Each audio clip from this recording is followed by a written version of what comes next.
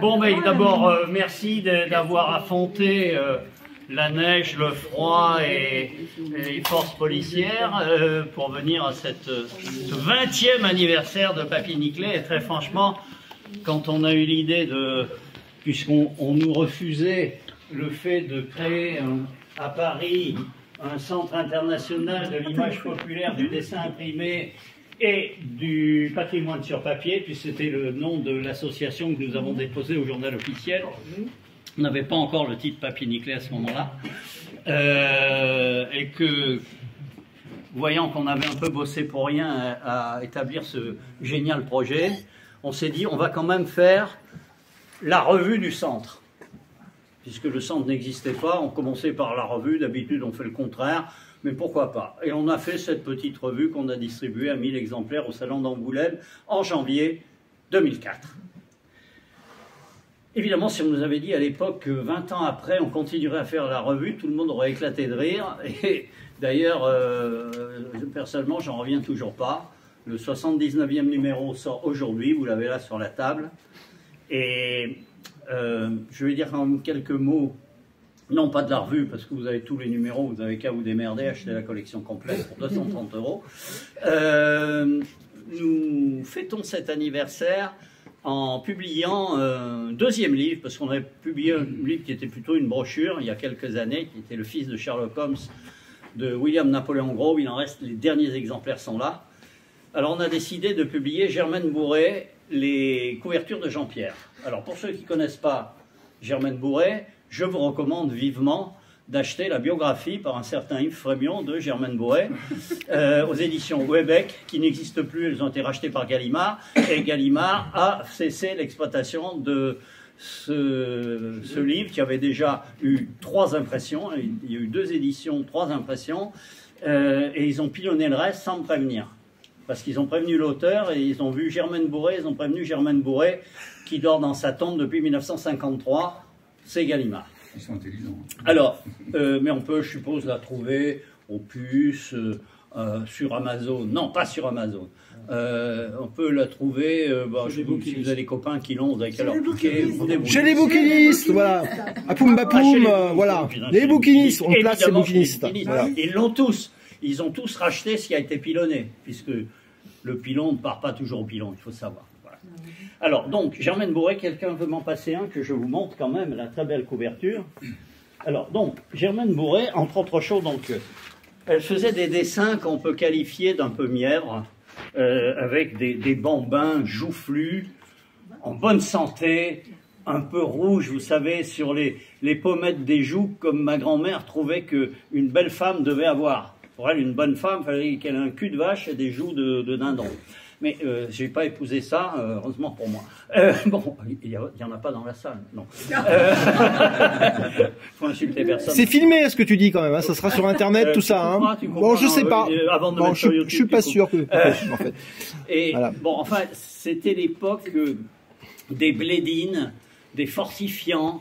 Enfin, pour ceux qui ont connu l'après-guerre, et même l'avant-guerre, c'était une époque où, voilà, il fallait que les enfants soient robustes. On les bourrait de tas de cochonneries qui les faisaient mourir à 45 ans, mais c'était comme ça. Et elle a fait des publicités pour Blédine. C'était aussi la période où il y avait ce modèle de la petite fille qui était Charlotte Temple, et qui avait aussi ses joues comme ça. Et elle marque vraiment cette époque. Dans ces histoires, il n'y a jamais de parents. Les rôles d'adultes sont joués par les enfants. Ils jouent à la guerre, ils jouent aux chauffeurs de taxi, ils jouent à tout ça. Elle n'a pas travaillé dans la presse, sauf une fois, pour un journal qui s'appelait Jean-Pierre.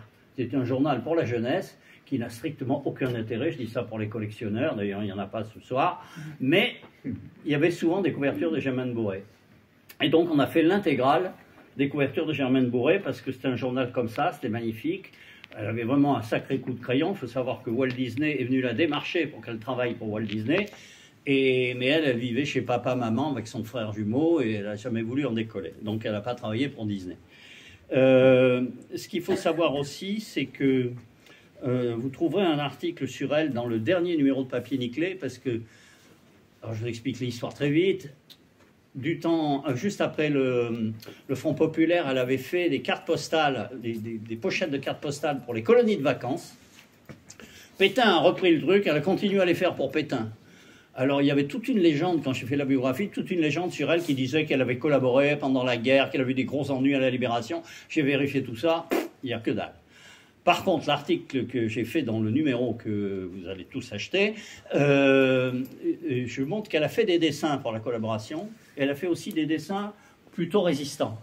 Sa mère était anglaise, donc elle était plutôt du côté des Anglais. Donc voilà, c'est un personnage complexe, mais en même temps, pour moi, c'est l'archétype du dessinateur populaire parce que elle a été longtemps, je n'ai pas vérifié si c'est toujours le cas, la dessinatrice la plus collectionnée de France. Personne n'en parlait jamais. Il n'y a jamais eu d'article dans la presse. À Drouot, ils ne savaient pas qui c'était. Ils avaient 300 dessins à vendre, ils ne savaient pas quoi en faire. Parce que c'était de l'art populaire, c'était essentiellement sous forme de cartes postales et de petites lithographies. Les collectionneurs se les arrachaient. La cote a monté terriblement quand il y a eu les premières ventes aux enchères. Mais personne n'en parlait toujours parce que c'est pas de la grande peinture, parce que c'est pas une illustratrice reconnue, pipolisable, voilà. Et c'est pour ça que c'était pas mal de commencer par ça. Donc, Germaine Bourret, dernière chose dont je voudrais parler avant de laisser la suite de la soirée se dérouler. On a décerné ici, il y a un mois et demi, le prix Papier Niclé qu'on décerne chaque année. Et c'est un prix qui récompense le meilleur travail sur le monde du dessin populaire. Et cette année, le prix est revenu à une Anglaise qui s'appelle Jenny Huglow pour sa biographie absolument formidable de Quentin Blake aux éditions Gallimard. Vous voyez, Gallimard ne fait pas que des conneries, ils font aussi des choses vachement bien. Je dis ça s'il y a un représentant de Gallimard, on ne sait jamais. Oui. Puis c'est mon éditeur, donc je fasse gaffe. On va couper au montage un peu des trucs. Parce que... Voilà. Donc voilà, c'est ce bouquin. Il n'est pas en vente ici, mais il est en vente dans toutes les bonnes librairies, mais je voulais quand même vous le montrer. Pour le reste, ce soir, vous allez avoir... Tiens, tu le mets... Vous allez avoir un superbe stand avec toutes les publications de Papier Niclé, les 79 numéros. Parce que quand un numéro s'épuise, on le réimprime. C'est une revue qui se vend en permanence. Les premiers numéros sont classés dans l'ordre dans la caisse, les autres sont là. Il y a évidemment le bouquin de Germaine Bourret, les derniers numéros de Sherlock Holmes, de quoi s'abonner, un marque-page qui est gratuit. Enfin, si vous voulez le payer très cher, vous pouvez aussi. Les superbes sacs faits par Céline qui reproduisent soit les couvertures de Papier Niclé, soit d'autres dessins, parce qu'elle n'aime pas que les couvertures de Papier Niclé. Moi, j'ai fait des Germaine Bourret déjà. Elle a fait des Germaine Bourret. Il y a ces porte-clés qui vont avec. Il y aura donc un troc. Donc si vous avez amené des choses pour troquer, vous échangez, vous vous démerdez entre vous, vous échangez ce que vous pouvez. Il y a un bar qui sera ouvert tout à l'heure. J'en vois qui ont les mains dans les cacahuètes là. Tout à l'heure. Entre-temps, vous allez avoir un petit reportage sur Quentin Blake et vous allez avoir tout à l'heure 3 conférences. Mais nous faisons des mini-conférences d'un quart d'heure. Quart d'heure, 20 minutes. Il y en a 3. La première portera sur les utilisations de l'image de Marilyn Monroe sur son anti-aspirateur, ce thème qui a été très très utilisé par les dessinateurs. Vous en aurez une sur les dessinateurs camoufleurs pendant la guerre de 14-18 et une sur les gens qui utilisent des portées de musique et qui remplacent les notes par des petits personnages et qui font une histoire. C'est les 3 thèmes que vous aurez. S'il y en a un qui vous embête, vous pouvez aller boire un coup, mais vous n'avez qu'un quart d'heure. Sinon, vous pouvez patienter.